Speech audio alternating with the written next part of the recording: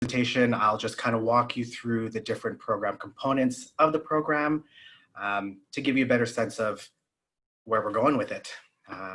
Bear with me, I'm going to share the screen.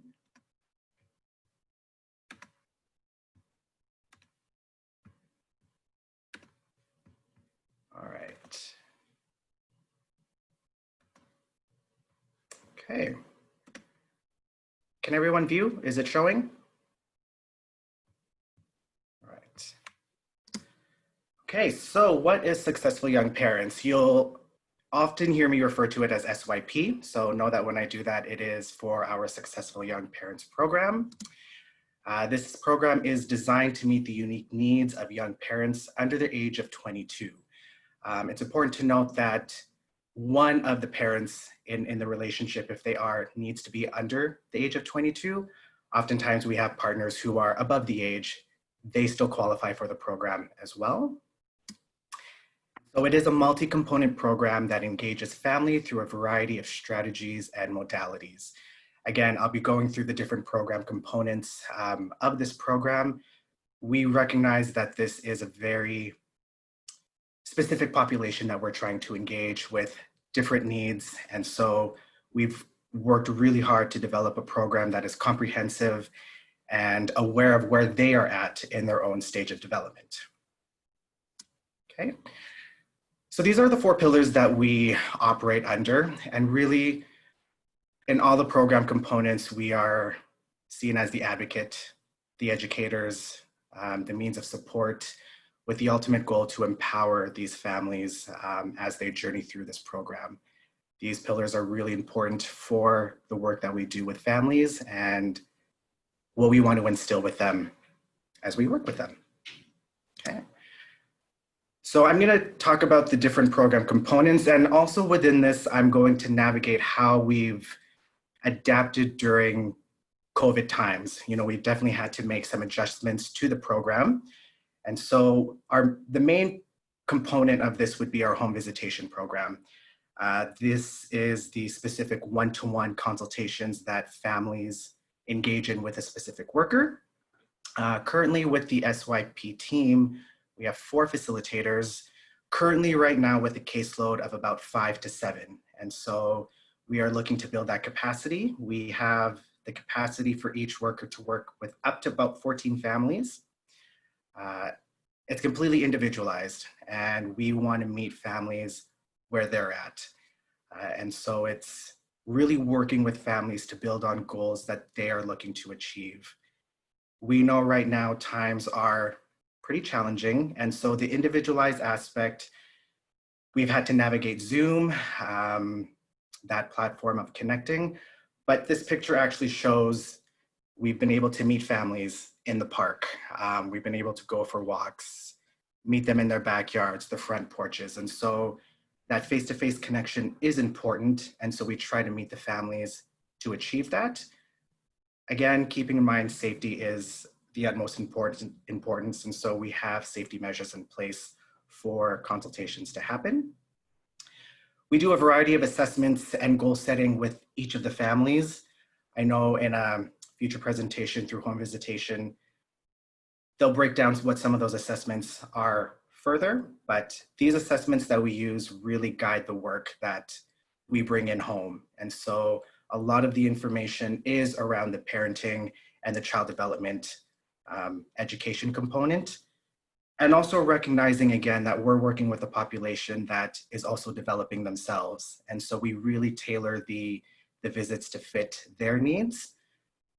Another aspect of the individualization is we really want to work closely with their natural supports and professional supports. And so for some of our families, they are living at home with their parents, or they are living with grandparents.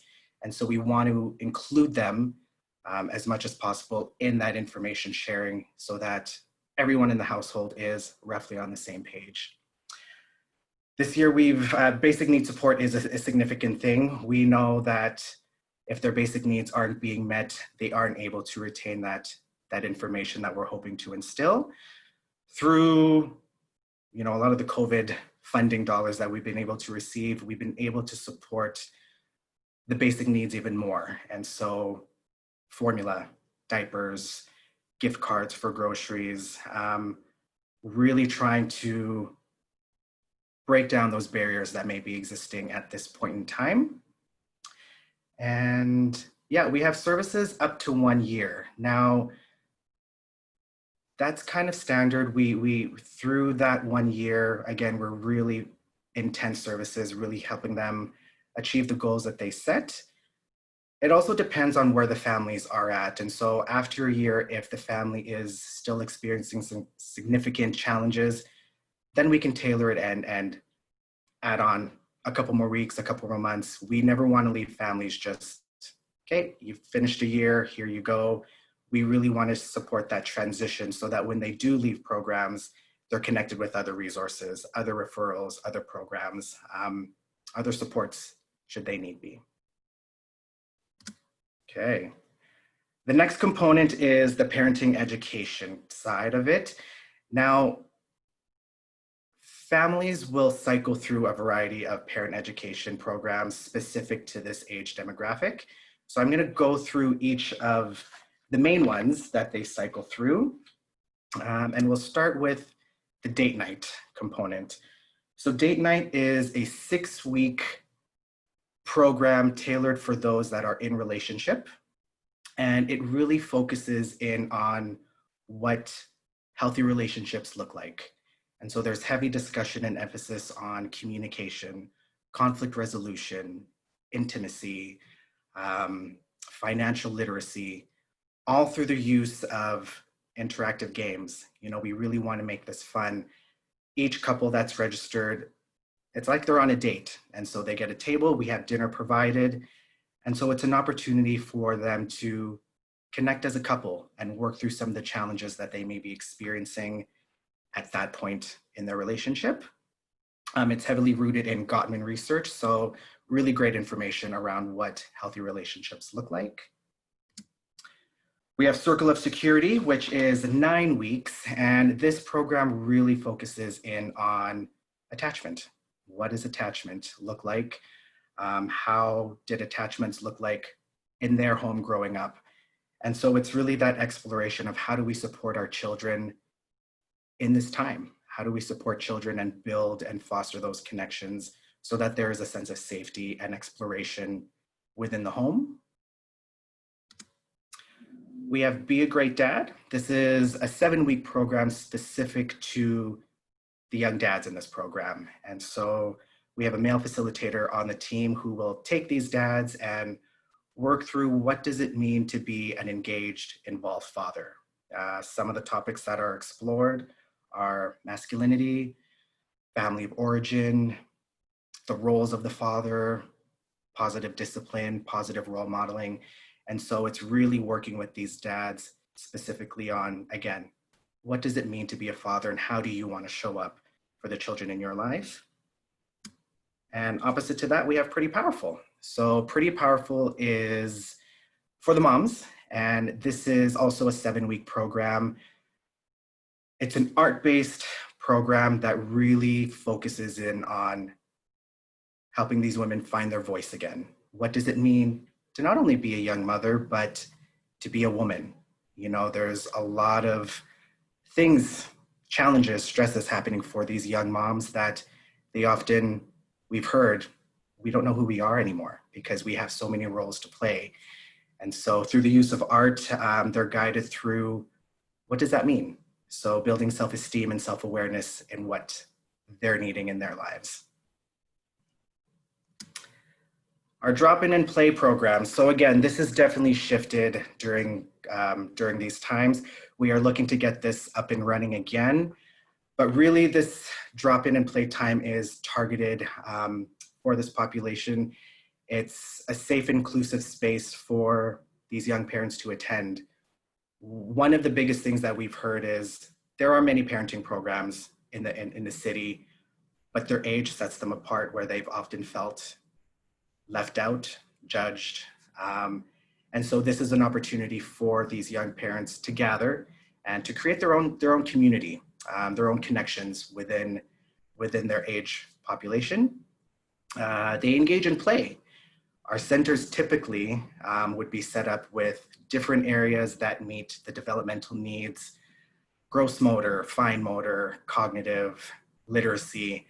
We've definitely had to tailor it due to COVID restrictions. And so we're navigating what that looks like, but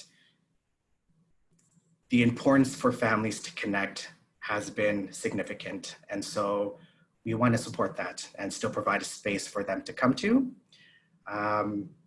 Heavy in the modeling of positive guidance. So again, furthering the goals that they may have around child development, parenting, really getting to see them in action and how do we support them in real time, navigating some of those challenging behaviors.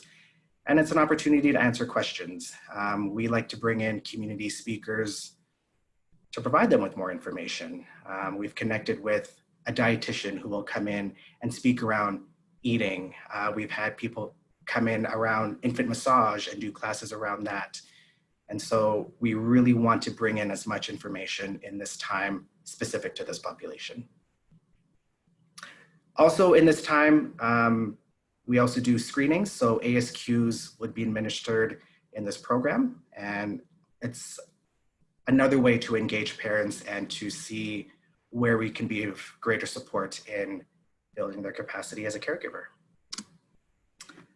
Our family outings, again, this is also something that's in limbo at this point in time, but typically we have 4 family outings throughout the year. It's a great opportunity for the families to engage. They're fully subsidized. We never want finances to be a barrier for them to experience some of the things that our city has to offer. And so we've gone to the zoo, we've done the science center, Cabin Farms. We try to find spaces that could facilitate just this fun learning opportunity, fun experience. And so we like to offer this to families. And again, they can bring in their natural supports as well. So they may be single and they may want to bring grandma or grandpa. We'll definitely facilitate that. It's always interesting to see in these times, sometimes these parents look like they're having more fun than kids themselves. And so it's a really great opportunity for that connection, that community building, and that sense of play. All right, so these are some of our main referral sources at this point in time. And so Children's Services, it's important to note right now, these are the files that aren't currently open. And some of the files that we've had prior to the establishment of FRN, we are transitioning them out. So we are working with Children's Services on some of our files. A lot of the youth serving agencies like the ALEX, Elizabeth House, High Banks, we really want to cultivate a community of collaboration. And so whether it's them referring to us or referring to them, providing supports to them as well, we really want to strengthen those connections. Other community agencies can absolutely refer to us. We've had some from Escanawa, Aspen, Caria. So again, just getting the word out there that we want this program to be shared and spread. And word of mouth. Word of mouth seems to be a really big one from some of our pre-existing clients who know other young families. We want to get them connected as well. So these are some of the referral sources at this point in time. And so I feel like I've just blitzed through this, but intake and information. So if you have a family that could fit this program, our Northeast Family Resource Network, Kaylee Lake is our intake worker. And there's her contact information. And at our Southeast Family Resource Network is Michaela Insinger. There's my information there. And again, for further information, absolutely check out our website. We always have up-to-date information on our program offerings, but reach us, shoot me an email, give us a call if you have any further information, questions around a family that may be suitable for our program. That's pretty much all I have at this point. I think, is it?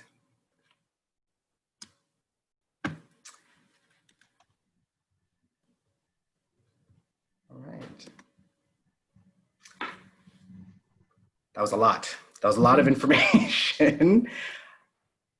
I don't know if we're doing questions now or if we can do questions right after. I thought we have 21 people, so I think we can just ask questions if you have one for Michael about the program. I don't think we have to navigate those.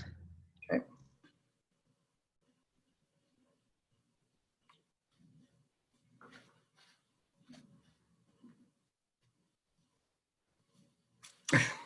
That was a lot. That was a lot. So.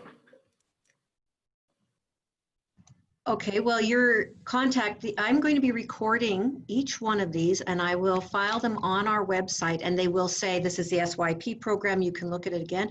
You'll also be able to go back and see Michael's contact and Kaylee's and Michaela's. So if you have any questions, you can also write Michael directly.